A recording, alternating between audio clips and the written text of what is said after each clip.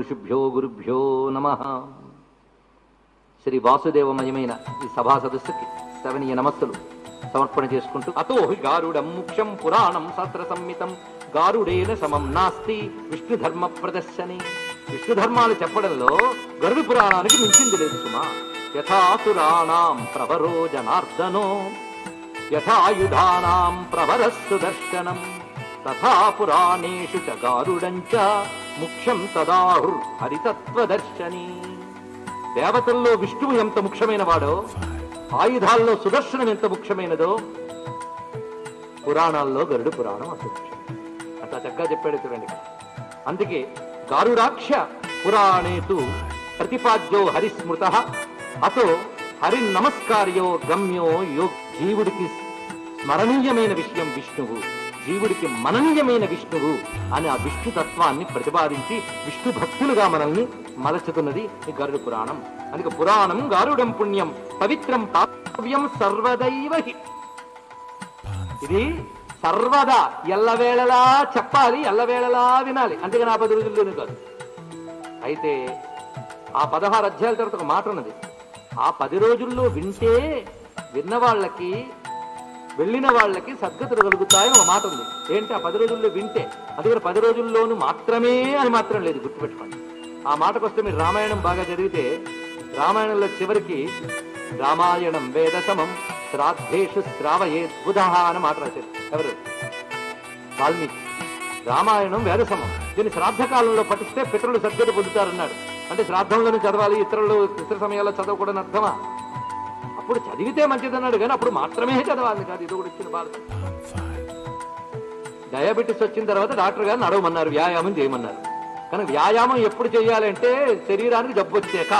అంటే ఎలా ఉంటుందో అలాగే ఉంటుంది. అర్థమైందా? అంతకు ముందే సరిగ్గా చేసుంటే జబ్బు వచ్చేది కాదు. అలాగే మొదటి నుంచో గరుడు పురాణం వింటే పిల్లలు చదివితే సద్గతి వస్తుందని దౌర్భాగ్యం అక్కర్లే, మనమే సద్గతి ఏదో పొందగలం. ఇది తెలుసుకోవాల్సింది. కనుక నీ గురించి నీకు తెలుసుకోవాలంటే, నువ్వు వెళ్ళవలసిన గమ్యం నీకు తెలియాలంటే గరుడు పురాణం పట్టుకోవాలి. ఇది గరుడు పురాణం యొక్క పరిచయము, మాహాత్మ్యం. అయిపోయిందా గరుడు పురాణం? మొదలయ్యింది. ఈ దివ్యమైనటువంటి ఈ గరుడు పురాణం మనం ప్రారంభంలోకి ప్రవేశిస్తున్నాం. ఇందులో చెప్పినట్లుగా ముందు ధ్యాన శ్లోకాన్ని మనం చెప్పుకుంటున్నాం. ఇందులో విష్ణువుని ముందు ధ్యానిస్తున్నారు. అద్భుతమైన శ్లోకం ఇది. ఇందాక నేను చెప్పిన ధర్మ దృఢబద్ధములో నిగమస్కంద పురాణ శాఖాఢ్య ఋతుకుసుమోమ. మరొక శ్లోకం చెప్తున్నాడు. అజమజరమనంతం జ్ఞానరూపం మహాంతం. చూడండి, విష్ణువు అంటే ఏంటి చెప్తున్నాడు. అజం, అజం అంటే తెలుసు కదా, జన్మరహితుడు. అజరం, మనకి జర లేదు. అనంతం, జ్ఞానరూపం మహాంతం. శివం, అమలం, అనాదిం, భూతదేహాదిహీనం. అనుభూతములు, దేహములు మొదలైనవి లేవు ఆయన. ఇక్కడ లేనటువంటి వాడు అంటే ఎలాంటి విష్ణువు అని చెప్తున్నాడు చూడండి. సకల కరణహీనం సర్వభూత స్థితం తం హరిమమలమమాయం సర్వగం వంద ఏకం. హరిం, మాయకతీతైన వాడు. ఇందులో ఎక్కడ రూపవర్ణన చేయలేదు కదా, రూపం లేనివాడు అన్నాడు. అంటే ఆ శుద్ధ తత్వాన్ని అలా చూపించాడు. ఇది హరిం అన్నాడు, శివం అన్నాడు. దీన్ని నేను నమస్కరిస్తున్నాను. ఇది తర్వాత శ్లోకం. ఆ తర్వాత శ్లోకం చెప్తున్నాను చూడండి. నమస్యామి హరిం రుద్రం బ్రహ్మాణంచ గణాధిపం. గరుడు పురాణం చెప్పే ముందు వీటిని చదవాలట, లేకపోతే మనల్ని సరిగ్గా విన్నెవరు ఎవరికి కూడా దుష్టశక్తులు. ఇవి కానీ చదివితే దుష్టశక్తులు మనల్ని విననిచ్చి బాగుపరిచేలా చేస్తాయి. నమస్యామి హరిం రుద్రం బ్రహ్మాణంచ గణాధిపం దేవీం సరస్వతీం చైవ మనోవాక్ కర్మభిస్సదా. మనోవాకర్మభిస్తదా. త్రికరణములతోని నేను హరిని, రుద్రుని, బ్రహ్మదేవుని, గణపతిని, సరస్వతీదేవిని నమస్కరిస్తూ చెప్తున్నాను అంటున్నారు సూత పౌరాణికుల వారు. అందుకు ఈ విషయంలో మనం ప్రవేశిస్తూ ఈ దివ్యమైన ఈ కథ సూత పౌరాణికులు సౌనకాదులతో చెప్తూ, నాకు ఇది వ్యాసుడు ఇచ్చాడు, వ్యాసుడు కశ్యప ప్రజాపతి ఇచ్చాడు, కశ్యపుడికి గరుత్మంతుడు చెప్పాడు అనే విషయాన్ని మొదలుగా చెప్తూ ఈ సృష్టి ఆది నుంచి మొదలుపెట్టాడు, సర్గ ప్రతిసర్గ. అలా మొదలుపెట్టేటప్పుడు సృష్టికి పూర్వం ఉన్నది త్రిగుణాతీతమైన పరమాత్మ. ఆయన ఈ సృష్టి చేయాలని సంకల్పించినప్పుడు తనదైన మాయాశక్తిని ఆయన స్పందింపజేసి చైతన్యవంతం చేశాడు. తర్వాత జరిగిన సృష్టి విశేషణలో మొట్టమొదటి జరిగింది మహత్తత్వ సృష్టి. మహత్తత్వము ఇది నేను క్లుప్తంగానే చెప్తాను, వివరించడం లేదు, తర్వాత విషయంలో గుర్తున్నాయి కనుక. దాని తర్వాత ద్వితీయ సర్గం జరిగింది. దీని పేరు భూత సర్గం అంటారు. మహత్తత్వం నుంచి భూత సర్గం జరిగింది. మహత్తత్వం అంటే ఇంకా తెలియాలంటే పొలము నాటడం ముందు మడి వేస్తారు, మడి నార్లేదు. అదే సృష్టి అంతటి యొక్క సమిష్టి తత్వాన్ని మహత్తత్వం అని చెప్తున్నారు. ఈ మహత్తత్వం నుంచి భూత సర్గం జరిగింది. భూత సర్గము అన్నప్పుడు ఏమిటి అనేది వివరిస్తున్నారు ఇక్కడ. ఈ భూత సర్గము శబ్ద స్పర్శ రూప రసగంధములైన తన్మాత్రలు, వాటి గుణకములైనటువంటి ఆకాశము, వాయువు, అగ్ని, నీరు, భూమి, ఇది భూత సర్గం అని చెప్పబడుతున్నాయి. దాని నుంచి జరిగినది ఐంద్రిక సృష్టి. ఐంద్రిక సృష్టి అంటే ఇంద్రియ సృష్టి, కర్మేంద్రియాలు, జ్ఞానేంద్రియాలు. ఇంద్రియాలంటే ఇవి కావమ్మా, తెలుసుకోండి, ఇవి గోళకాలు. ఇప్పుడు ఇది డూమ్, ఈ డూమ్ లోపల మీకు సౌండ్ ఎనర్జీ వస్తుంది. అలాగే ఇది డూములు లాంటివి, ఈ లోపల ఉన్నటువంటి సూక్ష్మమైనటువంటి ఇంద్రియ శక్తిని ఇక్కడ చెప్తున్నారు. వీటిని ఐంద్రిక సృష్టి అని, వైకారిక సృష్టి అంటారు. దాని తర్వాత జరుగుతున్నటువంటిది ముఖ్య సర్గము అని చెప్పబడుతూ, దాని తర్వాత జరుగుతున్నది తిరియక్ సర్గము. తిరియక్ సర్గము అంటే ఇవి వృక్షాదులు, జంతుజాలములు, ఇవి తిరియక్. అదేవిధంగా పక్షులు మొదలైనవి. దాని తర్వాత జరిగిన అర్వాక్ సృష్టి. అర్వాక్ సృష్టి మనుష్య సృష్టి అని చెప్పబడుతుంది. ఇలా వివిధములైన సృష్టి విశేషాలు వివరించి చెప్తున్నారు. అంతేకాదు బ్రహ్మదేవుడు ఈ సృష్టి అంతా విస్తరింపజేయడానికి నారాయణ నుంచి వచ్చినటువంటి ప్రథమ స్వరూపం, వ్యక్తమైన ప్రథమ జీవుడు. ఆ బ్రహ్మదేవుని ద్వారా జరిగిన ఈ సృష్టిలో ప్రధానంగా జాతులు ఎన్ని విధములుగా ఉన్నాయంటే దేవ, అసుర, పితృ, మనుష్య. ఇది సర్గచతుష్టయము అని చెప్పబడుతుంటాయి. ఇందులో వీటన్నిటికంటే ముందు బ్రహ్మ చేసిన సృష్టి మానస సృష్టి. మానస సృష్టి తర్వాత దేవ, అసుర, మనుష్య, పశుపక్షి, వృక్షాది గణములన్నీ కూడా చెప్పబడుతున్నాయి. కనుక ముందు మానస సృష్టి జరిగింది. ఆ మానస సృష్టిలో వచ్చిన ప్రజాపతులు, మహర్షులు, వీళ్ళని గురించి చెప్తూ, ప్రజాపతి గురించి మనకు తెలుసు కదా, మరీచి, పులుహుడు, పులశ్చుడు, భాగవతం ఇలాగా ఉంటుంది, శివపురాణం ఇలా ఉంటుంది, విష్ణు పురాణం అన్ని ఇదే క్రమం చెప్తారు. చెప్పారు కదా, సర్గ ప్రతిసర్గ అని సృష్టి క్రమం ఎలా మొదలైందో చెప్తున్నాడు. ఇలాగ ఈ సృష్టి క్రమంలో నారాయణుడు ధరించిన అనేక అవతారములను కూడా ఇక్కడ వర్ణించడం జరిగినది. శివుణ్ణి అనుగ్రహించిన అవతారం మొదలుకొని అన్ని అవతారముల గురించి క్లుప్తంగా ఇక్కడ చెప్తాడు. ఈ మొదటి అధ్యాయాల్లో కొన్ని అధ్యాయాల పాటు విష్ణువు యొక్క అవతార కథల్ని చెప్పడం జరిగింది. అంటే ఈ గ్రంథం యొక్క అసలు ఉద్దేశం విష్ణువుని మనకు చెప్పడం, అందుకని సృష్టికి సంబంధించిన నాలెడ్జ్ ఇవ్వడం కాదు. సృష్టికి మూలమైన పరమాత్మ జ్ఞానం మనకు కలిగించడం దీని యొక్క ఉద్దేశం కనుక ఆ విషయములను వివరించుతూ ఆ తర్వాత నేను మీకు ఉపాసనా విషయంలోకి ప్రవేశిస్తున్నాం. ఎందుకంటే ప్రతి వ్యక్తికి కూడా చతుర్విధ పురుషార్థాలు సాధించడానికే మానవ జన్మ ఉన్నది కదా. ధర్మ, అర్థ, కామ, మోక్షములు, ఇది ప్రతి జీవుడు సాధించవలసినవి నిర్దేశించారు మన ఋషులు. ఈ 4 తప్ప ఏవైనా ఉన్నాయో మీరు చెప్పండి, నేను తెలుసుకుంటాను. ధర్మము, తర్వాత అర్థకామములు. అర్థకామాలని తెలుసు కదా, వాటి గురించి బతుకంతా దేవుళ్ళాడు. ఏంటి అర్థ, కామ. 4వది మోక్షం. కావాలనుకున్న వాడికి 4వది, అక్కర్లేదు అనుకున్న వాడికి మధ్యలో 2. ధర్మ, అర్థ, కామ, మోక్షములు ఈ 4 ప్రతివాడు సాధించాలి. ఇందులో ఏ ఒక్కటో సాధిస్తే వాడు దెబ్బతింటాడు. 4 సాధించినప్పుడే వాడు పురుషుడు అవుతాడు, అంతే కదండి. పురుషుడి అర్థములు పురుషార్థములు. పురుషుడు అంటే మానవుడు, ఇది అర్థం. మీకు అనేక మార్లు నేను చెప్పాను కనుక చెప్పక్కర్లే. మానవుడు, మానవుడికి పురుషుడు అని పేరు ఎందుకు వచ్చిందంటే ఇతర జంతు జాలముల కంటే పూర్ణుడు వీడు, పరిపూర్ణుడు గనక. ఇతర జంతు జాలములకి కంటే బుద్ధితో పరిపూర్ణుడు గనక వీడికి పురుషుడు అని పేరు వచ్చింది. మానవ జాతికి పురుష జాతి అనడానికి కారణం అది. పరమాత్మకు పురుషుడిని పేరు ఎందుకు వచ్చిందంటే ఆయన ఎప్పుడు పరిపూర్ణుడు కనుక. ఇది తేడా. కనుక మానవుడే పురుషుడు. వీడు సాధించవలసినవి 4. ఈ 4 సాధించడం కోసం సాధనలు అనేకం చెప్తున్నారు. ఇందులో మనకి ఈ సాధనలో ప్రధానంగా రకరకాల పూజా విధానాలు చెప్తున్నారు. ఇందులో దేవ పూజా విధానం, ఎందుకంటే ముఖ్యంగా కావలసిన దేవయజ్ఞం. దేవయజ్ఞం ఎలా చేయాలో చెప్తున్నాడు. అయితే గరుడ పురాణం, విష్ణు పురాణం, విష్ణువుకి సంబంధించిన పురాణం. కానీ ఇందులో శివ పూజ చెప్పాడు, సూర్య పూజ చెప్పాడు, గణపతి పూజ చెప్తాడు, శక్తి పూజ చెప్తాడు. దృష్టిలో అలాంటి భేద లేదు అని ముందు తెలుసుకోవాలి. గరుడ పురాణంలో ఇక్కడ అందరి దేవతా పూజా విధానాలు చెప్తున్నాడు. అందుకే ముందుగా మనకి సూర్యారాధనకి చాలా చెప్పాడు. సూర్యుణ్ణి, గ్రహాలని ఆరాధించాలి. ఇక్కడి నుంచి మీకు పనికొచ్చే విషయాలు నేను ఇంతవరకు పనికొచ్చినవి చెప్పలేదనుకోవచ్చు, చెప్పే అర్థమవుతున్నది కదా. ఇక్కడ ఎలా చేయాలి సూత్రాలు ఉన్నాయి కానీ వాటి జోలికి వెళ్ళండి. క్లుప్తంగా చక్కగా చేసుకుని హాయిగా చేసుకుని చెప్తున్నాను. ప్రతి వారు ఏ దేవతా పూజ చేసినా గ్రహస్వరూపుడైనా సూర్యుని ఆరాధించాలని ముందు చెప్తున్నారు. నమ సూర్యమూర్తయే, సూర్య మంగళాయ నమః, బుధాయ నమః, బృహస్పతయే నమః, శుక్రాయ నమః, శనిశ్చరాయ నమః, రాహవే నమః, కేతవే నమః, తేజశ్చండాయ నమః. ఇది చేసుకోమని చెప్పారు. ఇలాగా నవగ్రహములని స్మరించి నవగ్రహాత్మకుడైన సూర్య భగవాను స్మరించమని ప్రత్యేకంగా చెప్పారు. దాని తర్వాత శివారాధన గురించి శివునికి సంబంధించిన న్యాసములు చెప్పారు. అలాగే ఇందులో నారాయణ్ణి ఎన్నెన్ని వ్యూహములతో ఆరాధించాలో విధానములు కూడా బోధించారు. అటు తర్వాత ఈ విష్ణువుపాసన నేను మళ్ళీ మీకు ప్రత్యేకంగా చెప్పడం జరుగుతుంది. దానితో పాటు విష్ణువుని పూజించేటప్పుడు నారాయణ ఆయుధాలని, నారాయణుని యొక్క వాహనాలని ఎలా ధ్యానించాలో చెప్తున్నాడు. నేను ఇప్పుడు చెప్తాను, రేపు మీరు చేస్తారని కాకుండా ఈ చెప్తున్నప్పుడే మనందరం కలిసి చేస్తున్నామనే భావంతో ఒక్కసారి భావించండి. అందరం సాధనలోకి వెళదాం.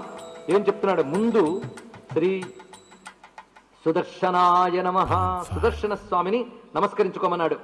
ఈ సుదర్శనుని ఎలా ధ్యానించాలో చెప్తున్నాడు. ఎవరెవరు ఏ రంగులో ఉన్నాయో మళ్ళీ వివరిస్తాడు. ముందు ఎవరెవరిని ధ్యానించాలో చెప్తాను, ఎవరిని ఎలా ధ్యానించాలో తర్వాత చెప్తాను. ముందు సుదర్శనుని ధ్యానించమన్నాడు. తర్వాత గదాదేవ్యై నమః, గదాదేవిట ఎవరు స్త్రీదేవతో ఎవరు పురుషదేవతో తెలియాలి. సుదర్శనుడు పురుషదేవత, గద స్త్రీదేవత, అందుకు గదాదేవి అన్నాడు. తర్వాత శంఖము, అది కూడా వివరించడం జరుగుతుంది.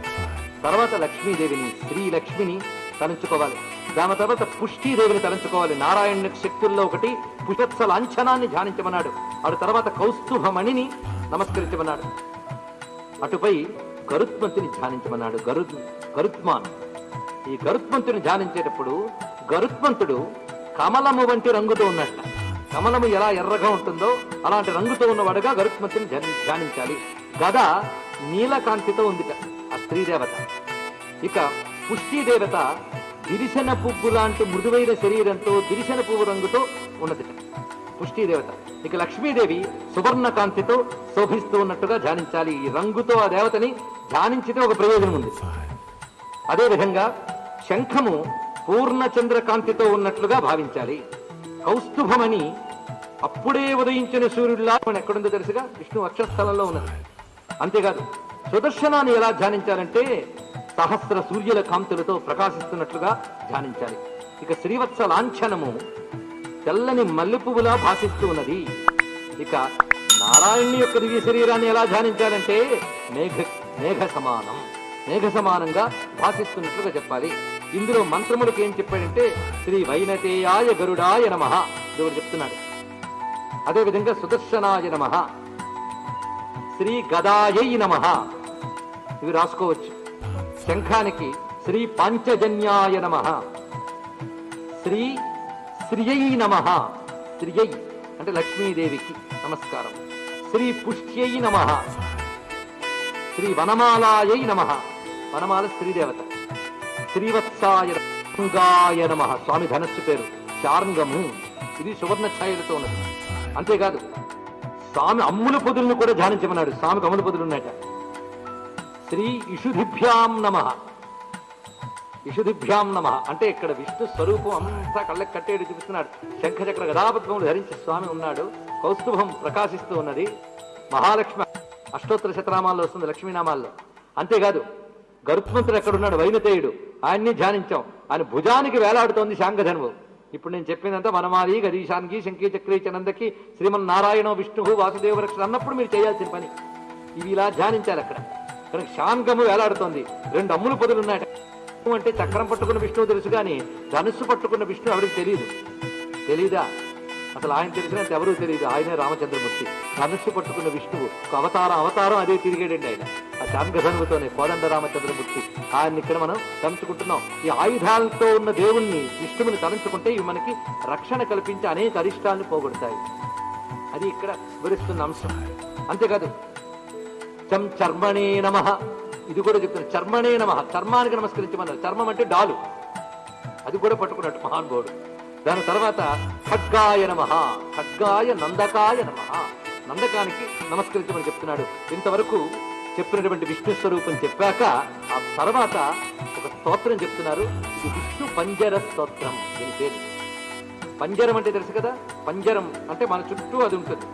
విష్ణు పంజర స్తోత్రం చేస్తేట విష్ణువు వాడి చుట్టూ ఉండి రక్షిస్తాడు. ఇది ప్రొటెక్షన్. ఈ విష్ణు పంజర స్తోత్రం ఇక్కడ చెప్పబడుతున్నది. దీన్ని నేను అర్థం చెప్పను, చదువుతా. అక్కడక్కడ చెప్తా మీరు గ్రహించడం కోసం. ఈ విష్ణు పంజర స్తోత్రం వింటే చాలు, దీన్ని స్మరిస్తే చాలు. నృకేశరిన్ వైజయంతీం సంప్రగృహ్య శ్రీవత్సం కంఠభూషణం వాయవ్యాం రక్షమాం దేవా హయగ్రీవ నమోస్తరిక్షే జనార్దన మాం రక్షస్వాజిత సదా నమస్తే స్వపరాజిత విశాలాక్షం సమారుహ్య అకూపార నమస్తుభ్యం మహామీన నమోస్తుతే కరశీర్షాంగులీషు సత్యత్వం బాహుపంజరం కృత్వా రక్షస్వ మాం విష్ణు నమస్తే పురుషోత్తమాం ఏతదుక్తం శంకరాయ వైష్ణవం పంజరం మహత్. ఇది విష్ణు పంజర స్తోత్రం. ఇది శివునికి విష్ణువు చెప్పినటువంటిది. ఇందులో మీరు తేలిక సంస్కృతమే ఉంది. ఇందులో ఏ దిక్కున ఎలా విష్ణువు రక్షించాలి, రకరకాల ఆయుధాలు ఇందులో పట్టుకున్నాడు. అలము ముసలము అంటే రోకలి నాగలి పట్టుకున్న స్వరూపాన్ని వర్ణించారు ఇక్కడ. బలరామ స్వరూపం, వరాహ స్వరూపం, నృకేశరిన్ నరకేశరి స్వరూపం, స్వామి మహామీన మత్స్యావతారం, దశ దిశల్లో ఇత్యాది స్థానముల్లో నారాయణుడు ఎలా రక్షిస్తాడో చెప్తున్నారు. ఇందులో బీజాక్షరాది సంపుటుల్లో అంటే పెద్ద నియమాలు బాధల్లో రోజు చక్కగా స్నానం చేసి శుద్ధంగా చదువుకుంటే చాలు విష్ణు పంజర స్తోత్రం. ఏతదుక్తం శంకరాయ వైష్ణవం పంజరం మహత్ పురా రక్షార్థమీశాన్యా కాత్యాయన్యా వృషధ్వజా నాశయామాస చాయేన చామరం మహిషాసురం. ఇది గౌరీదేవి శివుని వద్ద ఉపదేశం పొంది చదివింది. ఇది కూడా ప్రత్యేకంగా చెప్పారు. అంతేకాదు అనేక అసురులు సంహారం చేసినప్పుడు దేవతలు విష్ణు పంజర స్తోత్రం చదువుకున్నారు అని చెప్తూ ధ్యానయోగం ఇక్కడ చాలా వివరించారు. విష్ణువుని ఎలా ధ్యానించాలని ఇందాక నేను చెప్పినటువంటి ఆ స్వరూపం అంతా మీరు ఏకత్ర చేసుకోండి, ఇక్కడ తలంచుకోండి. పైగా విష్ణువుని అమూర్తంగా ఎలా ధ్యానించాలి, మూర్తంగా ఎలా ధ్యానించాలి ఒక అద్భుతమైన తర్వాత మరొక మాట చెప్తున్నాడు. ఈ విష్ణు పంజరం చేస్తూ విష్ణు సహస్రనామ స్తోత్రం మహిమని ఇక్కడ పేర్కొన్నాడు. విష్ణు సహస్రనామ మహిమ ఇక్కడ చెప్పబడుతున్నది. ఏమిటా సహస్రనామాలు? ఒక్క 2 శ్లోకాలు చదువుతాం. వాసుదేవో మహావిష్ణుర్వామనో వాసవో వసు బాలచంద్ర నిభో బాలో బలభద్రో బలాధిప బలిబంధన కృత్ వేదావరేణ్యో వేద విత్కవి వేదకర్త వేద రూపో వేద్యో వేద పరిప్లుత. అంటే ఈ విష్ణు శాస్త్రం గరుడ పురాణంలో చెప్పింది. విష్ణు శాస్త్రం ఈ నామాలన్నీ మళ్ళీ ప్రత్యేకించి ఉన్నాయి. ఎన్ని విష్ణు శాస్త్రనామాలండి అని మళ్ళీ ఏమనుకోవద్దు. మనకు అలవాటైన మహాభారతంలో విష్ణు శాస్త్రం చేసుకోండి, తప్పేం లేదు. ఇది కూడా చేసుకున్నా తప్పేమీ లేదు. అంతే కదా. ఇన్ని రకాల ఆహార పదార్థాలు ఒక్కసారి తినగలమా అని బాధపడితే అప్పుడప్పుడు మనం మార్చి మార్చి తింటున్నట్టు అప్పుడప్పుడు మార్చి మార్చి చదువుకోవచ్చు, తప్పేం లేదు. ఆ సదుపాయం హిందూ మతంలో ఉంది. రోజు ఇన్ని చేసుకోలేము కదండి, అందుకే 7 రోజులు. మళ్ళీ ప్రత్యేకమైన తిథులు ఉన్నాయి. ఆ తిథి నాడు ఏకాదశి నాడో లేదా విష్ణు ప్రీతికరమైన మరో సంక్రమణం నాడో ఇది చదువుకోవచ్చు. గరుడ పురాణంలో చెప్పబడుతున్నది దీని యొక్క విశేషం. దాని తర్వాత విష్ణువుకి సంబంధించినటువంటి అనేక రకమైన గాయత్రులు కూడా ఇక్కడ చెప్పబడుతున్నాయి. అయితే సూర్య సంబంధమైన ఉపాసనలో ముఖ్యమైన మంత్రములు కొన్ని చెప్పబడ్డాయి ఇక్కడ. ఇందాక నేను క్లుప్తంగా సూర్యోపాసన చెప్పాను, కానీ ప్రత్యేకించి సూర్యుని ఆరాధన గురించి విశేషంగా చెప్పాడు. అదేవిధంగా మృత్యునాశకరమైన మృత్యుంజయ ధ్యానం ఎలా చేయాలి, మృత్యుంజయ స్వరూపాన్ని ఎలా చేయాలి, శివపూజ చేసేటప్పుడు 5 ముఖాలకున్న ప్రత్యేకత ఏమిటి, 5 ముఖాల తత్వం ఏమిటి, 5 ముఖాలతో ఎన్నెన్ని కళలు ఈ సృష్టిలో పరమేశ్వరుడు నడిపిస్తున్నాడు అది ప్రత్యేకించి చూపించారు. అవన్నీ వినడానికి రసవంతంగా ఉన్నంత మేరకు మాత్రమే నేను చెప్తున్నాను. ఎక్కువ ఉపాసన విశేషాలకు వెళ్ళట్లేదు. ఎందుకంటే ఆ తలనొప్పి మీకు లేకుండా నేనే వాటిని సమీకరించి క్లుప్తం చేసి మీకు పనికొచ్చేటప్పుడు చార వస్తువుగా పిండి ఇస్తున్నాను. అది అందుకోవడానికి కూడా మనకి అలసత్వము నిద్రాదులు ఉన్నాయంటే ఇందులో ఆదిత్యపరమైనటువంటి ఉపాసన చాలా విశేషంగా చెప్పారు. సూర్యారాధన ప్రతివాడు తప్పనిసరిగా చేయాలన్నారు. ఇది నిజానికి విష్ణు సంబంధమైన పురాణం అయినప్పటికీ కూడా వైదిక సంప్రదాయంలో రచింపబడుతుంది గనక వైదిక సంప్రదాయంలో ఇష్టదేవత ఆరాధనతో పాటు ఇతర దేవతారాధన ఉంది. ఇది వైదిక సంప్రదాయం. అందుకు ఇష్టదేవత ఇక్కడ విష్ణువైనప్పటికీ ఇతర దేవతారాధన ఇందులో ప్రస్తావించబడుతున్నది. ఆ కారణంగా సూర్య ఆరాధన గురించి ఎన్నో అధ్యాయాలు ఇందులో విస్తయాలి. ఎందుకంటే ప్రత్యక్ష దైవం ఆయన్ని విస్మరించితే ఏ ఆరాధనకు అర్హత రాదుట. అందుకు సూర్యారాధన ప్రధానంగా చెప్తూ ఆ సూర్యుని కూడా సమస్తములైనటువంటి గ్రహ నక్షత్ర చెప్పుకున్నాం. ఈ సూర్యునికి సంబంధించిన మరికొన్ని విశేషాల్లో ఒక నామాన్ని ఇక్కడ ప్రస్తావన చేశారు. అది మాత్రమే ఇక్కడ ప్రస్తావన చేస్తున్నాను నేను కూడా. శ్రీ ఖగోల్క ఆదిత్యాయ నమః. శ్రీ ఖగోల్క ఆదిత్యాయ నమః అంటే ఆకాశాన్ని తేజోవంతము చేసేటటువంటి ఆదిత్యుడు అని అర్థం. ఖగోల్క ఇది మన కాశీ క్షేత్రంలో కూడా ఖగోల్కాదిత్య అనేటువంటి ద్వాదశాదిత్య క్షేత్రాలు ఒకటి ఉంది. ఈ ఖగోల్కాదిత్య ఉపాసన ఉత్కృష్టమైన ఉపాసనగా అనేక చోట్ల ఈ మంత్రాన్ని చెప్పారు. అదేవిధంగా ఆదిత్య గాయత్రి ఒకటి ఉన్నది. ఈ గాయత్రి సర్వులు జపించదగిన ఆదిత్య గాయత్రి. అందుకు చెప్తున్నాం, ఆదిత్యాయ విద్మహే విశ్వభావాయ ధీమహి తన్న సూర్య ప్రచోదయాత్. ఇది ఆదిత్య గాయత్రిగా చెప్తున్నారు. ఆదిత్యాయ విద్మహే విశ్వభావాయ ధీమహి తన్న సూర్య ప్రచోదయాత్. దీనితో పాటు ద్వాదశాదిత్య నామములు కూడా ప్రస్తావించబడుతున్నాయి. అది సాధారణంగా అందరికీ పరిచయంగా ఉండేవి. మిత్రాయ నమః, రవయే నమః, సూర్యాయ నమః, భానవే నమః, ఖగాయ నమః, పూష్ణే నమః, హిరణ్యగర్భాయ నమః, మరీచయే నమః, ఆదిత్యాయ నమః, అర్కాయ నమః, సవిత్రే నమః, భాస్కరాయ నమః అనేటువంటి 12 నామములు కూడా ఇక్కడ ప్రత్యేకించి వివరించారు. అంతేకాదు ప్రతివారు కూడా సంధ్యా సమయాల్లో సూర్యారాధన చేయాలనే విషయాన్ని ప్రత్యేకించి చెప్పారు. ఇక్కడ సంధ్యావందనానికి సంబంధించి అనేక అంశములు ఉన్నాయి. ఉపనయన సంస్కారమైనటువంటి వాడు సంధ్యావందనం చేయకపోతే వాడు కర్మభ్రష్టుడవుతాడు అనే విషయాన్ని చాలా స్పష్టంగా పేర్కొన్నారు ఇక్కడ. పైగా ప్రతివారు కూడా సంధ్యా సమయంలో సూర్యుని ఆరాధించాలి. ఉపనయన సంస్కారమైనటువంటి వారు ఆ సమయంలో బ్రహ్మోపదేశం ద్వారా ఇప్పటి వరకు మనం చెప్పుకున్నటువంటి సూర్య మంత్రములతో ఆరాధించుతారు. అంతేకాదు సంధ్యావందనమైన తర్వాత ఉపనయన సంస్కారమైన వాళ్లే కాకుండా అందరూ కూడా సూర్య భగవాన్ని ఇలా నమస్కరించాలని ఒక శ్లోకాన్ని ఇక్కడ చెప్తున్నాడు విష్ణువు గరుత్మంతుడితో. గరుడ పురాణం ఎవరు చెప్పారో రోజు మనం గుర్తు తెచ్చుకోవాలి. నారాయణుడు గరుత్మంతుడితో చెప్తున్నాడు, శ్రీ ఖగోల్కాయ శాంతాయ కారణత్రయ హేతవే నివేదయామి చాత్మానం నమస్తే జ్ఞానరూపిణి. ఇక్కడ సూర్య భగవానుడికి నమస్కారం ఎలా పెడుతున్నారంటే నివేదయామి చాత్మానం, నన్ను నేను నివేదించుకుంటున్నాను అన్నాడు. నమస్కారం అంటే అర్థం అదే, తనను తాను నివేదించుకోవడమే నమస్కారం యొక్క ఉద్దేశం. అహంకారాన్ని ఈశ్వరార్పణం చేయడమే నమస్కారం అని మనం పలుమార్లు చెప్పుకున్న విషయం గుర్తు తెచ్చుకోవాలి. త్వమేవ బ్రహ్మ పరమమాపో జ్యోతి రసోమృతం. వైదిక మంత్రాన్ని శ్లోకంలో ఎలా నిక్షిప్తం చేశారో చూడండి. అందుకే పురాణ శ్లోకములన్నీ కూడా వైదికమైన విశేషాన్ని సామాన్య జనులకు అందించడం కోసమే వచ్చాయని మళ్ళీ తెలుసుకోవాలి. ఇప్పుడు నేను చదివిన మంత్రం వైదికమైన మంత్రం, అది పురాణంలో నిక్షిప్తం చేసి ఇచ్చాడు. త్వమేవ బ్రహ్మ పరమమాపో జ్యోతి రసోమృతం భూర్భువస్వస్త్వమోంకారః సర్వో రుద్ర సనాతనః.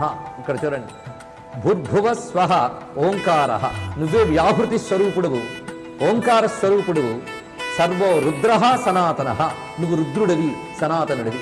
ఇక్కడ ఈ భావంలో కూడా ఆదిత్యుడిని సర్వదేవతాత్మకుడిగా చూపిస్తున్నారు. ఈ విధంగా ఆదిత్యారాధన చేసి అటు తర్వాత దేవతారాధన చేయాలి. అందుకే సూర్యారాధనని ప్రథమంగా పేర్కొన్నారు. అటు తర్వాత శివారాధనకు సంబంధించిన కొన్ని విశేషములు చెప్తున్నారు. మన సంప్రదాయంలో అంటే వేద పురాణ సంప్రదాయ ప్రకారంగానే శంకర భగవత్పాదుల వారు కూడా మనకు ఒక సత్సంప్రదాయాన్ని ఏర్పరిచారు. అదేమిటంటే పంచదేవతార్చన, ఇంకా చెప్పాలంటే షడ్దేవతార్చన అనుకోండి. పంచాయతనం అని మనం చెప్పుకుంటున్నాం. పంచాయతనం అంటే చాలా మందికి తెలిసిందే కదా. శివ, విష్ణు, శక్తి, గణపతి, సూర్య, ఈ 5గురిని ఆరాధించాలి. చిత్రం ఏంటంటే మీరు 18 పురాణాలు వెతకండి, ఈ 5 ఆరాధనలు ఉంటాయి. ఈ 5 ఆరాధనలు సంబంధిస్తాయి ప్రత్యేకించి. కనుకనే ఇక్కడ వరుస క్రమంలో 5 ఆరాధనల్ని విష్ణుమూర్తి విస్తారంగా చెప్పాడు. ఇక్కడ వాటి యంత్రం ఎలా ఉండాలి, ఉపాసన ఎలా ఉండాలి, ఇవన్నీ వివరించారని మాత్రమే నేను మీకు తెలియజేస్తున్నాను. ఇప్పుడు శివారాధనలో ముఖ్యంగా 2 రకాలైనటువంటి అందరికీ యోగ్యమైనవి నేను ఇక్కడ చెప్తున్నా. ముఖ్యంగా మృత్యుంజయ స్వరూపంగా శివుని ఆరాధించవలసిన విధానం. మంత్రపరంగా ఉపదేశం పొందిన వారు మృత్యుంజయ మంత్రాలకు వేదపరంగా సంప్రదాయబద్ధంగా చేయాలి. ఆ విధమైనటువంటి గురుదీక్ష ఇత్యాదులు లేని వాళ్ళు మృత్యుంజయ స్వరూపాన్ని ధ్యానిస్తూ మృత్యుంజయ నామం స్మరించుకున్నా చాలట. దీనికి ఒక మంచి మంత్రాన్ని చెప్తున్నారు. అది శ్రీ అమృతేశ్వర భైరవాయ నమః, శ్రీ అమృతేశ్వర భైరవాయ నమః, శ్రీ హంసాయ సూర్యాయ నమః. ఇది ఎందుకు చెప్పాము? ఈ హంసాయ అన్న మాట ఎందుకన్నారు జాగ్రత్తగా చూడండి. హంసాయ సూర్యాయ నమః, శ్రీ అమృతేశ్వర భైరవాయ నమః. ఇక్కడ కూడా సూర్యనామం వచ్చింది. ఇంకా మాట్లాడితే ఇందుకు సూర్యనామంలో రుద్రనామం వచ్చింది. మీరు శ్రద్ధగా విన్నారా లేదో? ఏష బ్రహ్మాచ విష్ణుశ్చ శివ స్కంద ప్రజాపతి రౌద్రాయ వపుషే నమః. ఎందులోది ఇది?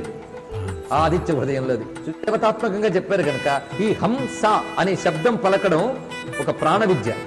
ఇది ప్రాణరక్షకమైన అమృతేశ్వర విద్య గనక ఇది ఇలా చెప్పబడుతుంది. శ్రీ అమృతేశ్వర భైరవాయ నమః, శ్రీ హంసాయ సూర్యాయ నమః.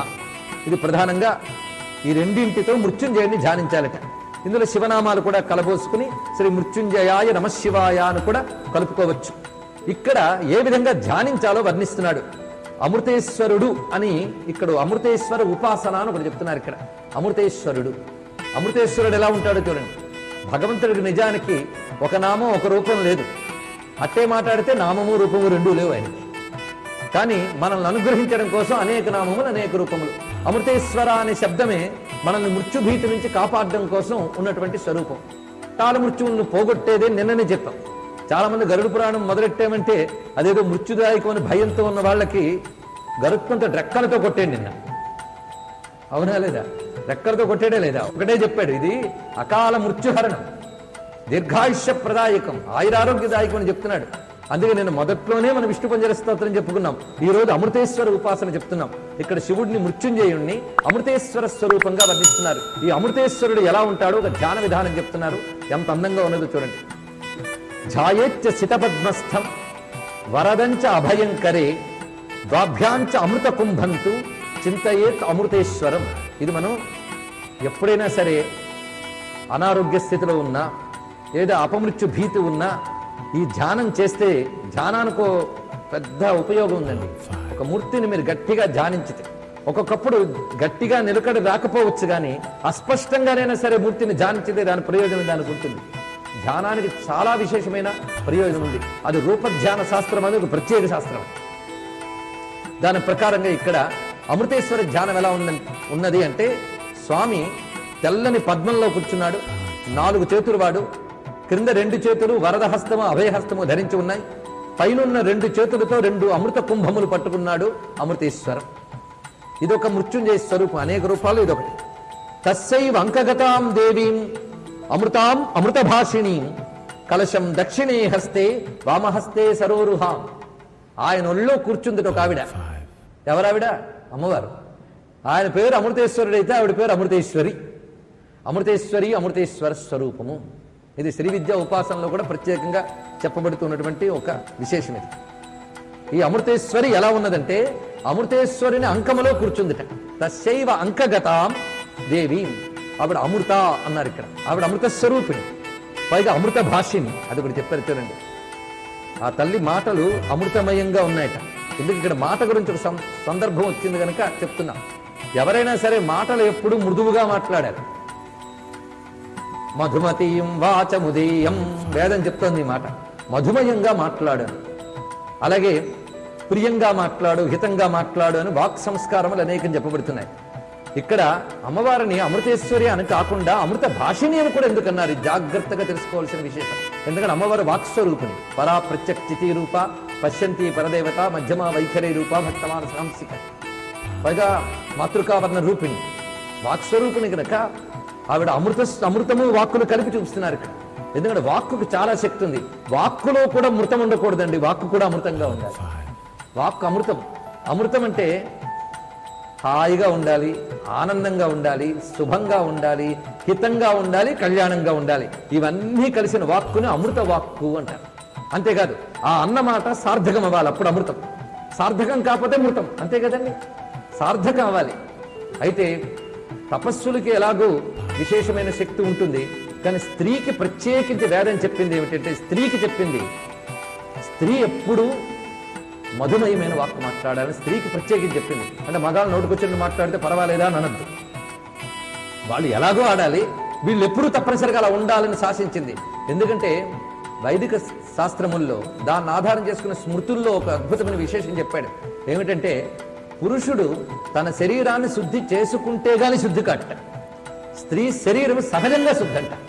ఏంటి ఎంత విశేషం చెప్పారు చూడండి. మనం అనుకుంటాం స్త్రీని తక్కువ చేశారని. స్త్రీ సహజంగా శుద్ధమన్నారు. ఎందుకంటే స్త్రీలో పాదం మొదలు శిరస్సు వరకు పవిత్రమైన స్వరూపం, మంగళ స్వరూపం అంటే స్త్రీ. అందుకే స్త్రీ సహజంగా నమస్కార యోగ్యురాలు, పవిత్రాలు అని చెప్పారు కనుకనే స్త్రీ ప్రవర్తన మీద ఎక్కువ మన వాళ్ళు ఎందుకు చెప్పారంటే, స్త్రీ యొక్క చేతకి కూతకి అంటే మాటకి కూడా కొన్ని శక్తులు ఉంటాయి. అందుకే స్త్రీకి మరింత నిర్దేశించారు. అందుకే స్త్రీలు ఎప్పుడు కూడా మాటని తోలకుండా ఉండడానికి జాగ్రత్త పడాలి. కొంతమంది నోరుంది కదా అని ఏది పెడితే అది అమంగళం లేకుండా రాదు, అదో బాధాకరం. దిక్కుమాలిన పాపిష్టి చచ్చాను బాబు ఇలాంటి మాటలు కొందరికి వస్తూ ఉంటాయి. ఇవి తప్పు, గుర్తుపెట్టుకోండి. ఈ మాట ఎందుకు చెప్తున్నామంటే అమృత భాషిణి అని ప్రత్యేకించి అమ్మని ఎందుకు అన్నారు అనేది ఆలోచించాలి. ఆవిడ వాక్స్వరూపిణి, వాగ్రూప పార్వతీదేవి అర్థరూపో మహేశ్వర. ఇది మనకి శాస్త్రం చెప్తున్న విశేషం. వాగ్రూపిణి ఆవిడ, వాగ్రూపిణి కనుక అమృత భాషిణి అన్నారు. ఇప్పుడు అర్థరూపుడు పరమేశ్వరుడు. అందుకే వాగర్థావ్య సంపృక్తం అని మహాత్ముడు కాళిదాసు కూడా ఈ అర్థంలోనే వాడాడు. మొత్తానికి అమృత భాష అనడంలో మనకు హితోపదేశం ఉందని తెలుసుకోవడం కోసం అమృతేశ్వరి ఉపాసన ఇప్పుడు చెప్పుకున్నాం. అదేవిధంగా ప్రాణేశ్వరి విద్య అని ప్రత్యేకంగా మరొకటి చెప్తున్నారు. నేను వీటిలో సామాన్యంగా మనకు పనికొచ్చే మాత్రమే తీసుకుని ఇస్తున్నా, ఇతరమైన నేను ముందే చెప్తున్నట్టు టెక్నికల్ డీటెయిల్స్ జోలికి వెళ్ళడం లేదు. అలా ప్రాణేశ్వరి విద్య ముఖ్యంగా ఇది ఇందాక చెప్పిన హంస అన్నమే దాని మీద ఆధారపడింది. కుసాయ ధీమహి తన్నో హంస ప్రచోదయాత్ అని కూడా అంటాం. ఈ హంస రూపంగా పరమాత్మని ఉపాసన చేయడం ప్రాణేశ్వరి విద్య. ఇందులో ప్రధానంగా ఈ హంస రూపంగా ఉపాసించబడే దేవత ఎవరు తెలుసా? గరుత్మంతుడు అని చెప్పారు. అందుకు ఇక్కడ గరుడ పురాణానికి దీనికి ఉన్న విశేషం మరొకసారి తెలుసుకోవచ్చు. అందుకే ఇక్కడ సాధకులు విషశమనార్థం దీన్ని జపించాలి, ఇక్కడ గరుత్మంతుడిని ధ్యానించాలి అనే విశేషం చెప్పారు. గరుత్మంతుడు హంసస్వరూపుడుగా చెప్పారు. హంస అంటే పక్షి అని కూడా అర్థం, ఎగరగలిగే స్వరూపం అని. అందుకే వేదంలో ఒక మాట ఉంది, ఏకం సత్ విప్రా బహుదా వదంతి అనేటువంటి మంత్రంలో. ఈ మంత్రం సూర్య సంబంధమైన మంత్రాలు చెప్తూ చెప్పారండి వేదంలో. చెప్తూ అక్కడ సుపర్ణ గరుత్మాన్ అని ఆ మంత్రం కొనసాగిస్తుంది. అంటే సుపర్ణ గరుత్మాన్ అనే మాట ఏకం సత్ విప్రా బహుదా వదంతి దగ్గర చెప్పారు. ఇక్కడ సుపర్ణ గరుత్మాన్ ఈ శబ్దములన్నీ కూడా ప్రాణస్వరూపుడైనటువంటి హంసస్వరూపుడైనటువంటి ఆ అమృత తత్వాన్ని ఇక్కడ చెప్తున్నాయి. అందుకే ఇక్కడ ప్రాణేశ్వరి విద్య అని దీనికి పేరు కూడా పెట్టారు. అందుకే మనం ప్రాణాయామం చేస్తున్నప్పుడు గరుత్మంతుని ధ్యానం చేసుకుని హంసస్వరూపంగా భావించమన్నారు. ఈ గరుత్మంతుడికి హంసకి సూర్యుడికి సంబంధం ఉన్నది. అందుకే సూర్యమంత్రంలోనే అక్కడ సుపర్ణోసి అనే మాట వచ్చినది. దీన్ని బట్టి వైదిక శాస్త్రం అంతా ఒక్కదాన్నే అనేక రకాలుగా చెప్తోంది కనుక ఏకం సత్ విప్రా బహుదా వదంతి అనే మాట కూడా అక్కడ ప్రకటించారనే రహస్యాన్ని మనం గ్రహించాలి. కనుకనే ప్రాణేశ్వరి విద్యలో హంసస్వరూపుడైన గరుత్మంతుని ధ్యానం ఉంది. ప్రత్యేకించి గరుడ ఆరాధన మరొక చోట విశేషంగా వస్తున్నది. ఆ సందర్భంలో మనం తెలుసుకుందాం. ప్రస్తుతం గరుత్మంతుని స్మరణ మాత్రం జరిగింది. అటు తర్వాత పరమేశ్వరుని ఆరాధన, శివారాధన. శివుని ఆరాధించేటప్పుడు ఆదిత్యమయంగా భావించడం ప్రధానమని తెలుసుకోవాలి. శివారాధన ఎప్పుడు కూడా ఆదిత్య స్వరూపంగా చేయాలి. ఈ మాట మనం గతంలో అనేక మార్లు చెప్పుకున్నాం. అంతేకాదు మరొక విశేషం ఏంటంటే రుద్ర నమ్మకం చదివే ముందు కూడా మనం దాన్ని న్యాసం చేసేటప్పుడు అసశ్రీ రుద్రాధ్యాయ ప్రశ్నస్య మహామంత్రస్య అని ఋషుల్ని చెప్పుకుని దేవతను చెప్పేటప్పుడు సంకర్షణ స్వరూపో యోసావాదిత్య పరమపురుష సయేష రుద్రో దేవత అని స్పష్టంగా చెప్తున్నాం. ఆదిత్య పరమపురుష సంకర్షణ స్వరూప అన్నామా లేదా? అలా మనం గమనించినట్లయితే ఇక్కడ ఆదిత్యుని తర్వాత మళ్ళీ శివతత్వాన్ని చూపిస్తూ శివుని పంచముఖాలని ధ్యానించమని చెప్పారు. ఇక్కడ పరమేశ్వరుని పంచముఖములుగా ధ్యానించడం. శివారాధన చేసేటప్పుడు పంచముఖ స్వరూపంగా ధ్యానించాలి. లింగం కూడా మనం లింగారాధన చేసినప్పుడు కూడా పంచముఖ స్వరూప శివుణ్ణి అందులో ధ్యానిస్తాం. పంచవక్త్రం త్రినేత్రం అని చెప్తాం. ఇక్కడ ఆ పంచవక్త్రముల గురించి చెప్తున్నారు. నేను నిన్న చెప్పినట్లు ఇప్పుడు నేను చెప్తున్నాను అంటే మీరందరూ ధ్యానిస్తున్న పద్ధతులు విందాం. ఇది ఒక జ్యోతిని వెలిగించినప్పుడు ఆ జ్యోతి ఎలాగ నలుదిక్కులు చూస్తూ ఊర్ధ్వ దిశలు చూస్తూ ఉంటుందో ఈ 5 ముఖములు అలాగే ఉంటాయి. 4 దిక్కుల వైపు 4, ఊర్ధ్వ దిశగా 1. 4 దిక్కులు ఉన్నవి సజ్జోజాత వామదేవ అఘోర తత్పురుష, పైన ఉన్నటువంటిది ఈశాన్వదనం. ఈ పంచముఖములు వీళ్ళని పంచబ్రహ్మలు అంటారు. వీళ్ళు సృష్టి స్థితి లయాదులు చేస్తున్నటువంటి పంచకృత్య శక్తులు. వీళ్ళు పరమేశ్వరుని యొక్క పంచకృత్య శక్తులు. వీళ్ళకి సంబంధించిన పంచబ్రహ్మ మంత్రములు వేదములో ఉన్నాయి. సజ్జోజాతం ప్రపజ్జామి సజ్జోజాతాయ వై నమో నమః నుంచి ఈశాన సర్వవిద్యానం వరకు చెప్పబడుతున్న పంచబ్రహ్మ మంత్రములు. అసలు ఈ పంచబ్రహ్మలకు సంబంధించి పంచబ్రహ్మోపనిషత్తులకు ఉపనిషత్తు కూడా ఉంది. ఎందుకంటే వాళ్ళు సృష్టిని నడిపే శక్తులన్నీ ఆ మంత్రాల్లో ఉన్నాయండి. మొత్తం విశ్వహన విజ్ఞానం ఆ మంత్రంలో పెట్టారు ఋషులు. తెలుసా మీకు? అంత ఉందని మాత్రమే ఇప్పుడు చెప్పుకోగలం. మొత్తానికి ఆ విషయంలో కొన్ని అంశములు ఇక్కడ చెప్పుకుంటున్నాం. ముందుగా సజ్జోజాతుడికి ఆరాధన చేసేటప్పుడు శ్రీ సజ్జోజాతాయ నమః అని ఆరాధన చేయాలి. ఆ వదనాన్ని మనం ఈ నామంతో తలంచుకున్న చాలు. ముందు శ్రీ సజ్జోజాతాయ నమః. ఈ సజ్జోజాతుడి నుంచి 8 కళలు ఈ సృష్టిని నడుపుతుంటాయట. సజ్జోజాతుల్లో 8 కళలు ఉంటాయి. ఆ కళల పేర్లు విన్నా చాలు ధన్యుడవుతావు అని గరుత్మంతుడితో విష్ణువు చెప్తున్నాడు. ఆ పేర్లు మనం విందాం. సిద్ధి, వృద్ధి, ధృతి, లక్ష్మి, మేధ, కాంతి, స్వధ 8 కళలు. వీటికి మళ్ళీ పేర్లు పెట్టి ఆరాధించుకోవచ్చు అన్నాడు. అంటే సిద్ధి అంటే శ్రీ సిద్ధ్యై నమః అంటూ ఆరాధించుకోవచ్చు. 8 కళల్ని ఆరాధించి సజ్జోదేవతని ఆరాధించాలి అని చెప్తున్నారు. తర్వాత శ్రీ వామదేవాయ నమః. సజ్జోజాత వదనం తర్వాత వామదేవ వదనం. సజ్జోజాత వదనం పడమర ఉంటుంది, వామదేవ వదనం ఉత్తరం వైపు ఉంటుంది. ఈ వామదేవ వదనంలో మొత్తం 13 కళలు ఉన్నాయట. నేను ముందే చెప్పాను కదా, సృష్టి స్థితి లయలు చేసే ఈశ్వర కళలు ఇవన్నీ కూడా. ఈ వామదేవ వదనంలో 13 కళలు. అవి రజ, రక్ష, రతి, పాల్య, కాంతి, కృష్ణ, మతి, క్రియ, కామ, బుద్ధి, రాత్రి, త్రాసిని, మోహిని. ఇవి మొత్తం 13 కళలు వామదేవ వదనానికి సంబంధించినటువంటివి. ఆ తర్వాత అఘోర వదనం. శ్రీ అఘోరాయ నమః. ఈ దక్షిణం వైపు ఉంటుంది స్వామివారికి. అది అక్కడ ఉన్నటువంటి కళలు మళ్ళీ 8 కళలు చెప్తున్నారు. దేనికి ఎన్ని కళలు గుర్తున్నాయి కదా, పేర్లు రాసుకోకపోయినా విన్నా చాలండి, వాడికి అంత శక్తి ఉంది కనుక. ఇవి సృష్టిని నడిపే కళలు. ఇవన్నీ శివుని యొక్క సృష్టిని నడిపే కళలు. అవి 8 కళలు. మనోన్మని, అఘోర, మోహ, క్షుధ, నిద్ర, మృత్యు, మాయ, భయంకర. ఇవి అఘోరవదనంలో ఉన్నటువంటి కళలు. ఇవి కూడా సృష్టిని నడిపే కళలు. ఇప్పుడు మీరు వింటున్నవన్నీ సృష్టిని నడిపే రకరకాలైన శక్తులని స్పష్టమైపోతున్నాయి. దాని తర్వాత తత్పురుష వదనం. ఇది తూర్పు వైపు ఉంటుంది స్వామివారి యొక్క వదనం. ఈ వదనంలో ఉన్నటువంటి కళల గురించి ఇక్కడ వివరిస్తున్నారు. ఇక్కడ 5 కళలు ఉంటాయి ఇందులో. తత్పురుష వదనంలో 5 కళలు. అవి నివృత్తి, ప్రతిష్ఠ, విద్య, శాంతి, సంపూర్ణ. ఈ కళలు. ఈ పంచబ్రహ్మ విద్య చాలా ఉత్కృష్టమైనది. ఇదే పంచాక్షరి విద్యకు మూలం అండి. అది కూడా నమశివాయ అనే పంచాక్షరి విద్యకు కూడా ఇదే మూలం. ఇందులో చెప్పిన ఈ కళలన్నీ మళ్ళీ 5 అక్షరాలు ఉన్నాయి. ఆ నమశివాయ లేదా శివాక్షరాల్లో ఇప్పుడు చెప్పిన 5 ముఖములు ఉన్నాయి, 5 కళలు ఉన్నాయి. అందుకే పంచబ్రహ్మ విద్యకి పంచాక్షరికి శివుడికి ఉన్న అనుబంధం. అది మృత్యుంజయ ప్రాణేశ్వర విద్య తర్వాత చెప్పుకోవడంలో శివుడు, మృత్యుంజయుడు, పంచవక్త్రం వీటన్నిటి యొక్క రహస్యం మనం ఈరోజు అవగతం చేసుకుంటున్నాం. ఇక్కడ ఈ 5 కళలు తత్పురుష వదనంలో ఉన్నాయి. తర్వాత చెప్పబడుతున్నది ఈశానాయ నమః, ఊర్ధ్వ దిశలో ఉన్నటువంటి స్వామి యొక్క వదనం. ఇందులో ఉన్నటువంటి కళలు ముఖ్యంగా చెప్పబడుతున్నవి నిశ్చల, నిరంజన, శశిని, అంగన, మరీచి, జ్వాలిని. 6 కళలు ఇందులో చెప్పబడుతున్నాయి. నిశ్చల, నిరంజన, శశిని, అంగన, మరీచి, జ్వాలిని. ఈ కళలు. వీటిని స్మరించి కళలతో సహా ఆ పంచవదనాల్ని ఆరాధించి శివారాధన చేయమన్నాడు. ఇక్కడ శివారాధనకి సంబంధించినటువంటి కొన్ని మంత్రములు అందరూ చేసుకోదగ్గ విధంగా తెలియజేయడం జరుగుతున్నది. తన్మహేషాయ విద్మహే వాగ్విశుద్ధాయ ధీమహి తన్నో రుద్ర ప్రచోదయాత్. ఇక్కడ అది చెప్పారు. తన్మహేషాయ విద్మహే వాగ్విశుద్ధాయ ధీమహి తన్నో రుద్ర ప్రచోదయాత్. ఇది అంతేకాకుండా మరికొన్ని 3 మంత్రములు ప్రధానంగా చెప్తున్నారు. శ్రీ శివసూర్యాయ నమః, శ్రీ ఖగోల్కాయ సూర్యమూర్తయే నమః, శ్రీ హంసాయ సూర్యాయ నమః. ఇక్కడ కూడా ఈ 3 చెప్పారు. జాగ్రత్తగా చూడండి. మళ్ళీ ఆదిత్యునికి శివునికి ఉన్న అనుబంధాన్ని చూపిస్తూ మనకు ఆ శివుని యొక్క సంపూర్ణమైనటువంటి ఆ మృత్యుంజయ అనుగ్రహం కలగడం కోసం నారాయణుడు ఎంత దయతో మనకి ఉపదేశిస్తున్నాడో తెలుసుకోవచ్చు.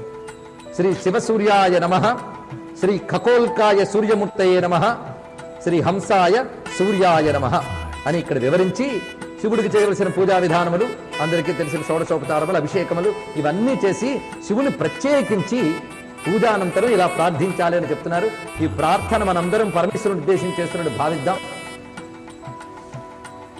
యత్కించిత్ క్రియతే కర్మ సదా సుకృత దుష్కృతం తన్మే శివ పదస్తస్య రుద్రక్షపయ శంకర. మొత్తం చేసి నీ యందు మనస్సు పెట్టి నేను చేసినటువంటి పనుల్లో తెలుసో తెలియకో మంచి చెడు రెండూ జరుగుంటాయి. ఏది చేసినా వాటి నువ్వే క్షమించి అనుగ్రహించవయ్యా, నాకు కర్మక్షయం కలిగించు అంటే మోక్షార్థే ప్రార్థిస్తున్నాడు చిట్ట చివరికి. శివో దాత శివో భోక్త శివభక్తుడు చదవవలసినది. శివో దాత శివో భక్త శివ సర్వమిదం జగత్ శివో జయతి సర్వత్ర చెప్తున్నాడు. శివుడే దాత, శివుడే సర్వమును మించి ప్రకాశించువాడు, ఆఖరికి నేను అనబడే చైతన్యం కూడా శివుడే అన్నాడు. ఇక్కడ మీరు జాగ్రత్తగా పరిశీలించినట్లయితే ఇదే రహస్యాన్ని శ్రీనాథ మహాకవి కాశీఖండంలో అగస్త్యుడు శివపూజ చేసిన తర్వాత ఏం చేస్తున్నాడనేది వర్ణిస్తూ ఒక పద్యం రచించాడు. అంటే శ్రీనాథుడికి సంప్రదాయం అంత బాగా తెలుసో చూడండి. శివారాధన చేసిన వెంటనే ఎవరైనా సరే ఈ శ్లోకం చదువుకోవాలి.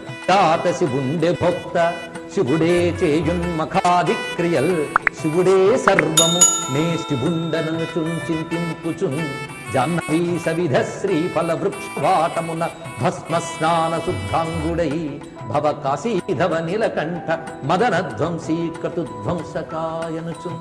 అలా ఉన్నట్టండి ఆయన అగస్త్యుడు. ఆయన చివరికి అన్నదేంటి? శివుడే దాత శివుండ భక్త శివుడే మఖాదిక్రియల్, శివుడే సర్వము నే శివుండనొచ్చు. ఈ భావన చేస్తే మనం క్రమక్రమంగా ఏ విధంగా అద్వయమైన మోక్షస్థితికి వెళతామో అందులోనే చెప్పబడుతున్నది. యత్కృతం యత్కరిష్యామి తత్సర్వం సుకృతం తవ, త్వం త్రాతా విశ్వనేతాచ నాన్యో నాథోస్తి మే శివ. ఎంత అద్భుతమైన ప్రపత్తి ఇందులో చెప్తున్నారో చూడండి. ఏది చేశానో ఏది చెయ్యబోతున్నానో అదంతా కూడా నీచే చెయ్యబడుతున్నది గనక అన్ని సుకృతములే అన్నాడు. ఇది చాలా బాగుంది. ఆ మాట అన్నాక ఏం చేసినా సుకృతమే, కానీ ఆ మాట అన్నాక దుష్కృతం చేసి బుద్ధి పుట్టనివ్వడు. అది తెలుసుకోండి. అది దీనిలో ఉన్నటువంటి ముఖ్యమైన అంశం. ఈ విధంగా చెప్పి నువ్వు త్రాతవి, త్రాత అంటే రక్షకుడు, విశ్వనేతవు, నువ్వు తప్ప మరొక దిక్కు లేదయ్యా అనేటువంటి శరణాగతి ఈ శివ సమర్పణలో చెప్పబడుతున్నది. ఈ విధంగా శివారాధన చెప్పాడు. తర్వాత గణపతికి సంబంధించిన ఆరాధన చాలా విశేషంగా చెప్పారు. నేను అది విస్తారంగా చెప్పట్లేదు, క్లుప్తంగానే చెప్తున్నాను. గణపతి ఆరాధన విశేషం ఆయుర్వేద విజ్ఞానం మళ్ళీ చెప్పినప్పుడు మరికొంత చెప్తాడు. ఎందుకంటే ఆరోగ్యానికి గణపతికి ఉన్న అనుబంధం మళ్ళీ అక్కడ వివరిస్తాడు ఆయన. గణేశ మంత్రం అసలు ఆ గణేశాయ నమః చాలుట, గణపతయే నమః ఉంది. దీని గంభీజాన్ని కలిపి ఉపదేశపూర్వకంగా చేస్తాం. లేదా శ్రీ గణేశాయ నమః గణేశనామంతో ఈ గణేశారాధన అత్యంత ఉత్కృష్టమైనది. అది ఇహపరములు రెండూ ఇవ్వగలిగేటువంటిది. అందుకు గణపతి ఆరాధనని ప్రత్యేకంగా ఇక్కడ వివరించారు. దాని తర్వాత గణపతికి ఉన్న విశేషాల్లో ఔషధ శక్తి కలిగించేవాడు గణపతి అన్నారు. ఇక్కడ చూడండి, ఔషధ శక్తి. ఔషధ శక్తి అంటే మీరు ఏది పుచ్చుకున్నా గణపతిని స్మరణ చేస్తే అది ఔషధంగా మారుతుంది. ఔషధం అంటే హితకారి అవుతుంది, అది ఇంకా మనల్ని బాధించదు అని గణపతికి ఆయన ముఖ్యంగా ఆయన భక్తులకి అన్నములకి ప్రతిష్ఠిస్తున్నాడు. అంతేకాకుండా గణపతి కుదురుకి దేవత. కుదురు, ఈ మాట తెలుగు మాట. కుదురు కుదురు తెలుసు కదా. ఒక చెట్టు పైకి పాకాలంటే దాని కుదురు గట్టి ఉండాలి, కుదురు లేకపోతే పడిపోతుంది. కానీ కుదురు గట్టిగా లేకపోతే చెట్టు సాగలేదు. అంటే చెట్టు సాగకుండా విఘ్నం కలుగుతుంది ఎప్పుడు? కుదురు గట్టిగా లేకపోతే. కనుక కుదురు కుదరాలంటే గణపతి, కుదురు కుదరాలంటే గణపతిని పట్టుకోవాలి. అయ్యా మాకు ధ్యానానికి కూర్చోమన్నారు, కుదరడం లేదండి. ఈ కుదరడం లేదనే మాట ఈ రోజు మరీ ఎక్కువ. ఎవడికి తిరిగి కుదరదు. సాధన చేయాలంటే ఒళ్ళు కుదరదు, ప్రధానికి కుదరదు. ఈ కుదరకపోవడానికి విఘ్నం అని పేరు. అది కుదర్చడమే స్వామి పని, విఘ్నం అంతా. అందుకు కుదురే గణపతి. అంతేకాదు మన శరీరంలో ప్రతి వారికి ఒక విద్యుల్లత ఉంది. విద్యుల్లత తెలుసు. విద్యుల్లత అంటే మెరుపుతీగ. మెరుపుతీగ అంటే ఇక్కడ ఎలక్ట్రికల్ ఫోర్స్ అండి. అది చెప్పాలంటే మన శరీరంలో ఒక ఎనర్జీ తీగ ఉన్నది. ఆ ఎనర్జీ తీగ ఎనర్జీ ఫ్లో అనండి. ఆ తీగ ఏమిటి? ఉపరి సంస్థిత తీగ ఉందా లేదా? ఆ తీగ సరిగ్గా పైదాకా పాకకుండా ఎక్కడ అవరోధం యోగంలో పైకి వెళ్ళలేం. అది ఆ కుదురు గట్టిగా ఉంచి పైదాకా తీసుకెళ్ళవాడు ఎవడంటే కుదురులో ఉన్నవాడు. కుదురు అంటే మూలాధారం. ఆ తీగకి మూలాధార క్షేత్ర స్థితం పరాది చత్వారి వాగాత్మకం ప్రణవస్వరూప వక్రతుండం వాతాపి గణపతి భజేహం అన్నారు కదా. మళ్ళీ కుదురు అక్కడ కూడా చూడండి, కుదురే యోగపరంగా మూలాధారం. ఇక్కడ మరొక రహస్యం తెలుసుకోవాల్సింది ఏంటంటే, కొంతమంది ఈ మధ్య అరకొర యోగా తెలుసుకున్న వాళ్ళు ఏమంటున్నారంటే, ఈ పూజలు పునస్కారాలు లెక్కలేదని యోగా చేస్తే చాలండి. ఎందుకంటే గట్టిగా ఊపిరి తీసుకుని వదులుతుంటే రిలీఫ్ వస్తుంది. ఆ రిలీఫే మోక్షం అని భ్రమింపజేసే వాళ్ళు ఉన్నారు. ఇదేదో పెద్ద బ్రహ్మజ్ఞానం అనుకుని పూజలు పునస్కారాలు అక్కర్లేదండి అంటారు. కానీ ఇందులో రహస్యం ఉన్నది. నీ శరీరంలో యోగ ప్రస్థానంలో ఆ యోగంలో ఒక్కొక్క మెట్టు ఎదుగుతుంటే ఒక్కొక్క మెట్టుకు ఒక్కొక్క శక్తి ఉంటుంది. ఆ శక్తి అధిదేవత. ఆ అధిదేవత అనుగ్రహం ఉంటే ఆ మెట్టును సులభంగా నువ్వు వెళ్ళగలవు. అందుకే మూలాధారం నుంచి సహస్రారం వరకు ఆ శక్తి యొక్క రకరకాల రకరకాల దేవతలు. ప్రథమంగా మూలాడుతున్న ప్రథమ దైవం ప్రణవస్వరూపుడైన వక్రతుండు. అందుకు యోగపరంగా కూడా మిమ్మల్ని కుదిర్చేవాడు ఆయన. అందుకు గణపతి ఇక్కడ ప్రధానం. ఎప్పుడైనా బుద్ధి కుదరలేదన్నా నిలకడగా లేదన్నా, బుద్ధి సరిగ్గా పనిచేయడం లేదన్నా ఈయన గట్టిగా పట్టుకుంటే అన్ని కుదిర్చేవాడండి. గోపాల మంత్రం మన అనేక మార్లు ప్రవచనాల్లో చెప్పుకోవడం జరిగింది. శ్రీ కృష్ణాయ గోవిందాయ గోపీజన వల్లభాయ నమః. ఇది సభలో మనం చెప్పుకోవచ్చు మంత్రం. ఇది బీజాక్షరాలతో అయితే మాత్రం గురువుపదిష్టం కావాలి, గురువు ద్వారా మాత్రమే దీక్షగా తీసుకోవాలి బీజాక్షరాలతో. కానీ భక్తిగా ఆరాధించేవాడికి ఇది చాలు. శ్రీ కృష్ణాయ గోవిందాయ గోపీజన వల్లభాయ నమః. ఇది ఆయా మోహం నుంచి బయటకు లాగి ముక్తినివ్వగలిగిన గొప్ప మంత్రం. అందుకు ఇందులో ప్రధానమైన శబ్దం మళ్ళీ గోపీజన వల్లభట. కృష్ణాయ గోవిందాయ గోపీజన వల్లభాయ 3 నామములు గొప్పవే అయినప్పటికీ కూడా కృష్ణ గోవింద గోపీజన వల్లభ, కానీ గోపీజన వల్లభకి చాలా ప్రాధాన్యం ఇచ్చారు. గోపాలారాధన, ఈ గోపాలారాధన చాలా విశేషంగా ఉన్నది. ఇంకా చెప్పాలంటే సనత్ కుమార సంహిత అనే మంత్రశాస్త్ర గ్రంథంలో గోపాల మంత్ర రాశి ఉందండి. అనేక మంత్రములు గోపాల మంత్రములు ఉన్నాయి. ఎన్ని మంత్రాలున్నా గోపాల అనొక్క మాట ఉన్నదే, అది చాలా ఉత్కృష్టమైన శబ్దం. అందుకే కృష్ణ పరమాత్మని ఆ గోపాలకృష్ణ అనే మూర్తిగా ఆరాధించడం చాలా విశేషం. గోకులంలో ఉద్భవించిన గోపాలమూర్తి గోవుల్ని పాలించువాడు. ఈ మాటకు మనం అనేకమాల అర్థం చెప్పుకున్నాం. వేద మంత్రములు గోవులు, ప్రాణశక్తులు గోవులు, సూర్య కిరణములు గోవులు, ధర్మము గోవు, భూమి గోవు, ధేనువు గోవు, ఇన్ని గోవుల్ని రక్షించేవాడు గోపాలకుడు. అటువంటి గోపాలకృష్ణమూర్తి యొక్క ఆరాధన విశేషములు ఇక్కడ చెప్పారు. ఆ గోపాలకృష్ణ ఆరాధనలో ఒక ముఖ్యమైన శ్లోకాన్ని చెప్తున్నారు. దాన్ని ఇక్కడ కొద్దిగా ప్రస్తావన చేస్తున్నాం. శ్రీనివాసాయ దేవాయ నమః శ్రీపతయే నమః శ్రీధరాయ శశార్ంగాయ శ్రీప్రదాయ నమో నమః శ్రీవల్లభాయ శాంతాయ శ్రీమతే చ నమో నమః శ్రేయస్కరాయ చ శ్రేయ నమో నమః. ఇదంతా కూడా శ్రీతోనే వచ్చింది. శ్రీ అంటేనే ఆశ్రయశక్తి. అందుకే ఆశ్రయాయ నమో నమః, నమ శ్రేయస్వరూపాయ శ్రీకరాయ నమో నమః, శరణ్యాయ వరేణ్యాయ నమో భూయో నమో నమః. స్తోత్రం కృత్వా నమస్కృత్య దేవదేవం. ఈ విధంగా కృష్ణ ఆరాధన చేసి ఈ స్తోత్రంతో పూర్తి చేయాలి అని చెప్పారు. మనం కృష్ణుని స్మరించుకున్నాం, స్తోత్రం కూడా పూర్తి చేసుకున్నాం. అనుసంధానించుకోవాల్సిన మరో మంత్రము శ్రీ శ్రీధరాయ విష్ణవే నమః. శ్రీధర అనే నామానికి ఎంతో శక్తి ఉందండి. అందుకే శ్రీధర శ్రీకర శ్రేయ శ్రీమాన్ లోకత్రయాశ్రయ ప్రత్యేకించి చెప్పుకుంటున్నాం. అందుకే శ్రీధరాయ విష్ణవే నమో నమః. ఇంకా ఇక్కడ గోపాల సంబంధమైనటువంటి ఉపాసన చాలా చెప్పారు. ఇప్పటికి నేను ఎన్ని చెప్పుకుంటాను ఉపాసనలు. ఉపాసనలు మాకు ఎందుకంటే అనొచ్చు, కానీ శ్రమ లేకుండా తేలిగ్గా ఎందరిని ఉపాసిస్తున్నారు ఇప్పుడు ఆలోచించుకోండి. ఒకవైపు సూర్యుడు, శివుడు, గణపతి, త్రిపుర, ఇప్పుడు గోపాలకృష్ణ ఉపాసన. ఇవి చెప్పి పంచతత్వార్చన అని మరొకటి చెప్తున్నారు. పంచతత్వాన్ని ఎలా అర్చించాలి, ఈ పంచతత్వములు అంటే ఏమిటో వివరిస్తున్నారు ఇక్కడ. ఈ పంచతత్వములు ఏమిటి అంటే వాసుదేవ, సంకర్షణ, ప్రద్యుమ్న, అనిరుద్ధ, నారాయణ. అది ఇందులో చెప్పబడుతుంది. ఈ 5 ఆరాధించాలి. మొదటి చెప్పిన 4 చతుర్వ్యూహములు అంటారు. చతుర్వ్యూహ చతుర్గతి. సృష్టికి మూలమైన తత్వాన్ని వాసుదేవుడు అని అన్నారు. అందులో సృష్టి స్థితి లయ చేసేటప్పుడు ప్రద్యుమ్న, అనిరుద్ధ, సంకర్షణ 4 తత్వములకు పరమమై శాశ్వతమైన తత్వాన్ని నారాయణ అన్నారు. కనుకనే ఈ 5 నామములతో నారాయణ ఆరాధించాలి. ఇది శ్రీ వాసుదేవాయ నమః, శ్రీ సంకర్షణ, శ్రీ నారాయణాయ నమః. ఇది మొత్తం కలుపుకుని విష్ణు ఉపాసనకు చాలా ముఖ్యమైనటువంటివి. ఈ చెప్తున్నవన్నీ కూడా మీరు ఒక్క రోజులోనే చేసుకోవచ్చు, ఒక పూటలోనే చేసుకోవచ్చు. అంత క్లుప్తంగా చిన్న చిన్న నామాలతో ఎంత గొప్ప ఫలితం పొందవచ్చో మనకి చెప్తున్నారు. ఈ విధంగా పంచతత్వ ఆరాధనా విధానాన్ని వివరించారు.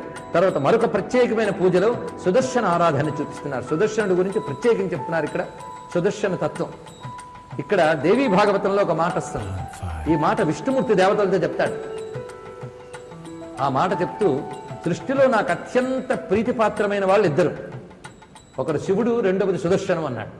ఇది దేవి భాగవతంలో విష్ణువు చెప్పిన మాట. వీళ్లకంటే తేజోమూర్తులు ఈ విశ్వంలో మరొకరు లేరు అన్నాడు. ఒకడు రుద్రుడు, ఇంకోడు సుదర్శనుట. ఈ సుదర్శనుడికి రుద్రతత్వానికి రెండింటికి సంబంధం ఉన్నది. సుదర్శనుడు కూడా 3 కాళ్ళ వాడు, అగ్నితత్వం. వీరన్నిటికీ ఉపాసనాపరమైన ఒక సమన్వయం ఉన్నది. అందుకే సుదర్శన రక్ష ఉన్నదే. సుదర్శన స్మరణ మనకున్న అజ్ఞానాన్ని, మోహాంధకారాన్ని పటాపంచలు చేసి విష్ణు మార్గంలో ప్రయాణింపజేస్తుందట.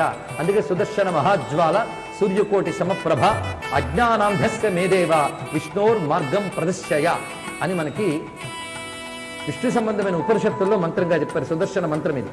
సుదర్శన మహాజ్వాల సూర్యకోటి సమప్రభ అజ్ఞానాంధస్య మేదేవ విష్ణోర్ మార్గం ప్రదర్శయ. అందుకే సుదర్శనారాధన ఇంత ముఖ్యం కనుకనే ఇప్పటికీ వెంకటేశ్వర స్వామికి బ్రహ్మోత్సవాలు చేసినప్పుడు చిట్ట చివరికి చక్రాత్తాళ్వారు ఆరాధనతోనే ముగుస్తుంది. సర్వం శ్రీ మహావిష్ణు చరణారవిందార్పణమస్తు. శ్రీమద్రమారమణ గోవిందో హరి గోవింద. నమః పార్వతీపదే. హర హర మహాదేవ.